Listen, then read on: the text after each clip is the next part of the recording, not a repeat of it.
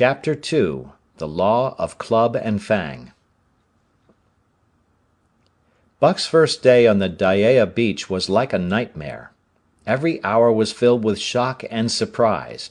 He had been suddenly jerked from the heart of civilization and flung into the heart of things primordial. No lazy, sun-kissed life was this, with nothing to do but loaf and be bored. Here was neither peace, nor rest, nor a moment's safety. All was confusion and action, and every moment life and limb were in peril. There was imperative need to be constantly alert, for these dogs and men were not town dogs and men. They were savages, all of them, who knew no law but the law of club and fang.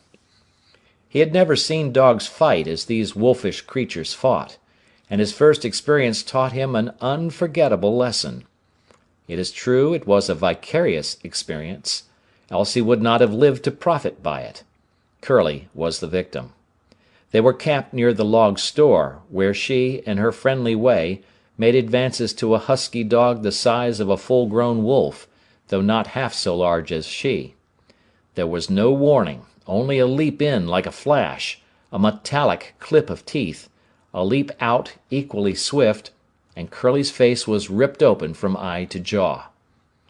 It was the wolf manner of fighting, to strike and leap away, but there was more to it than this. 30 or 40 huskies ran to the spot and surrounded the combatants in an intent and silent circle. Buck did not comprehend that silent intentness, nor the eager way with which they were licking their chops. Curly rushed her antagonist, who struck again and leaped aside.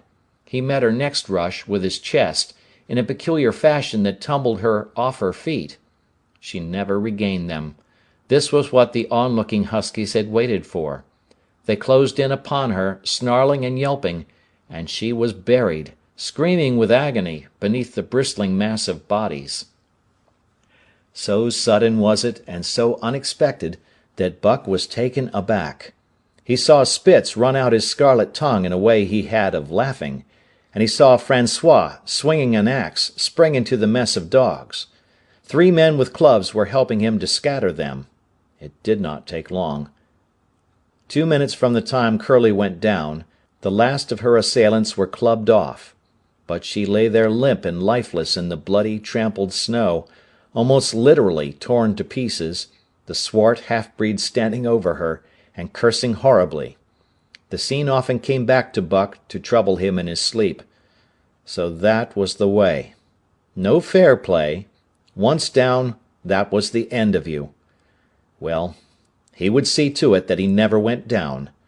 Spitz ran out his tongue and laughed again, and from that moment Buck hated him with a bitter and deathless hatred. Before he had recovered from the shock caused by the tragic passing of Curly, he received another shock. Francois fastened upon him an arrangement of straps and buckles. It was a harness such as he had seen the grooms put on the horses at home, and as he had seen horses work, so he was set to work, hauling Francois on a sled to the forest that fringed the valley, and returning with a load of firewood. Though his dignity was sorely hurt by thus being made a draught animal, he was too wise to rebel. He buckled down with a will and did his best, though it was all new and strange. Francois was stern, demanding instant obedience, and by virtue of his whip receiving instant obedience, while Dave, who was an experienced wheeler, nipped Buck's hindquarters whenever he was in error. Spitz was the leader, likewise experienced, and while he could not always get at Buck, he growled sharp reproof now and again, or cunningly threw his weight in the traces to jerk Buck into the way he should go. Buck learned easily, and under the combined tuition of his 2 mates and Francois, made remarkable progress. Ere he returned to camp, he knew enough to stop at "ho", to go ahead at "mush", to swing wide on the bends, and to keep clear of the wheeler when the loaded sled shot downhill at their heels. "3 ver good dogs," Francois told Perrault. "Dat Buck, heem pull like hell. I teach him quick as anything." By afternoon, Perrault, who was in a hurry to be on the trail with his dispatches, returned with 2 more dogs. Billy and Joe, he called them, 2 brothers, and true huskies both. Sons of the one mother though they were as different as day and night. Billy's one fault was his excessive good nature, while Joe was the very opposite, sour and introspective, with a perpetual snarl and a malignant eye. Buck received them in comradely fashion, Dave ignored them, while Spitz proceeded to thrash first one and then the other. Billy wagged his tail appeasingly, turned to run when he saw that appeasement was of no avail, and cried, still appeasingly, when Spitz's sharp teeth scored his flank. But no matter how Spitz circled, Joe whirled around on his heels to face him, mane bristling, ears laid back, lips writhing and snarling, jaws clipping together as fast as he could snap, and eyes diabolically gleaming, the incarnation of belligerent fear. So terrible was his appearance that Spitz was forced to forego disciplining him, but to cover his own discomfiture he turned upon the inoffensive and wailing Billy, and drove him to the confines of the camp. By evening Perrault secured another dog, an old husky, long and lean and gaunt, with a battle-scarred face and a single eye which flashed a warning of prowess that commanded respect. He was called Sol-leks, which means the angry one. Like Dave, he asked nothing, gave nothing, expected nothing, and when he marched slowly and deliberately into their midst, even Spitz left him alone.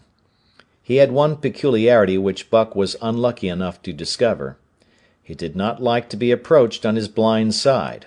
Of this offence Buck was unwittingly guilty, and the first knowledge he had of his indiscretion was when Sol-leks whirled upon him and slashed his shoulder to the bone for 3 inches up and down. Forever after, Buck avoided his blind side, and to the last of their comradeship had no more trouble. His only apparent ambition, like Dave's, was to be left alone, though, as Buck was afterward to learn, each of them possessed one other and even more vital ambition. That night, Buck faced the great problem of sleeping. The tent, illumined by a candle, glowed warmly in the midst of the white plain, and when he, as a matter of course, entered it, both Perrault and François bombarded him with curses and cooking utensils, till he recovered from his consternation and fled ignominiously into the outer cold. A chill wind was blowing that nipped him sharply and bit with especial venom into his wounded shoulder. He lay down on the snow and attempted to sleep, but the frost soon drove him shivering to his feet. Miserable and disconsolate, he wandered about among the many tents, only to find that one place was as cold as another. Here and there savage dogs rushed upon him, but he bristled his neck hair and snarled, for he was learning fast, and they let him go his way unmolested. Finally an idea came to him. He would return and see how his own teammates were making out. To his astonishment they had disappeared. Again he wandered about through the great camp, looking for them, and again he returned. Were they in the tent? No, that could not be, else he would not have been driven out. Then where could they possibly be? With drooping tail and shivering body, very forlorn indeed, he aimlessly circled the tent. Suddenly, the snow gave way beneath his forelegs, and he sank down. Something wriggled under his feet. He sprang back, bristling and snarling, fearful of the unseen and unknown. But a friendly little yelp reassured him, and he went back to investigate. A whiff of warm air ascended to his nostrils, and there, curled up under the snow in a snug ball, lay Billy. He whined placatingly, squirmed and wriggled to show his good will and intentions, and even ventured, as a bribe for peace, to lick Buck's face with his warm wet tongue. Another lesson. So that was the way they did it, eh? Buck confidently selected a spot, and with much fuss and waste effort proceeded to dig a hole for himself. In a trice the heat from his body filled the confined space, and he was asleep. The day had been long and arduous, and he slept soundly and comfortably, though he growled and barked and wrestled with bad dreams. Nor did he open his eyes till aroused by the noises of the waking camp. At first he did not know where he was. It had snowed during the night, and he was completely buried. The snow walls pressed him on every side, and a great surge of fear swept through him, the fear of the wild thing for the trap. It was a token that he was harking back through his own life to the lives of his forebears, for he was a civilized dog, an unduly civilized dog, and of his own experience knew no trap and so could not himself fear it. The muscles of his whole body contracted spasmodically and instinctively, the hair on his neck and shoulders stood on end, and with a ferocious snarl he bounded straight up into the blinding day, the snow flying about him in a flashing cloud.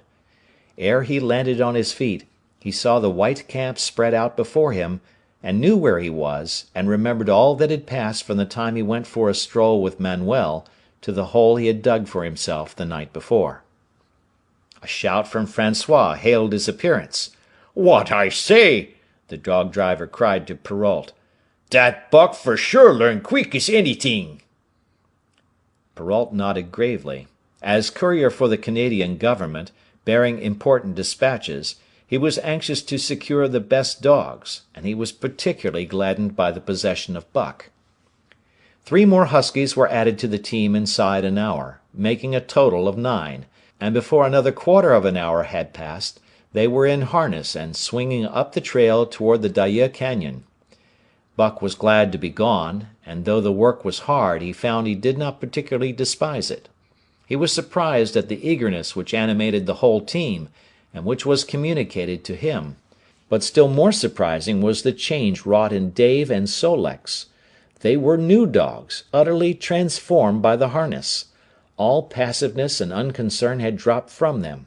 They were alert and active, anxious that the work should go well, and fiercely irritable with whatever, by delay or confusion, retarded that work. The toil of the traces seemed the supreme expression of their being, and all that they lived for, and the only thing in which they took delight. Dave was wheeler, or sled dog, pulling in front of him was Buck, then came Sol-leks, the rest of the team was strung out ahead, single file, to the leader, which position was filled by Spitz. Buck had been purposely placed between Dave and Sol-leks so that he might receive instruction. Apt scholar that he was, they were equally apt teachers, never allowing him to linger long in error, and enforcing their teaching with their sharp teeth. Dave was fair and very wise. He never nipped Buck without cause, and he never failed to nip him when he stood in need of it. As Francois's whip backed him up, Buck found it to be cheaper to mend his ways than to retaliate. Once, during a brief halt, when he got tangled in the traces and delayed the start, both Dave and Sol-leks flew at him and administered a sound trouncing. The resulting tangle was even worse, but Buck took good care to keep the traces clear thereafter, and ere the day was done, so well had he mastered his work, his mates about ceased nagging him. Francois's whip snapped less frequently, and Perrault even honoured Buck by lifting up his feet and carefully examining them. It was a hard day's run up the canyon, through Sheep Camp, past the scales and the timberline, across glaciers and snowdrifts hundreds of feet deep, and over the great Chilkoot Divide, which stands between the salt water and the fresh, and guards forbiddingly the sad and lonely north. They made good time down the chain of lakes which fills the craters of extinct volcanoes, and late that night pulled into the huge camp at the head of Lake Bennett, where thousands of gold seekers were building boats against the break-up of the ice in the spring. Buck made his hole in the snow and slept the sleep of the exhausted just, but all too early was routed out in the cold darkness and harnessed with his mates to the sled. That day they made 40 miles, the trail being packed, but the next day, and for many days to follow, they broke their own trail, worked harder, and made poorer time. As a rule, Perrault travelled ahead of the team, packing the snow with webbed shoes to make it easier for them.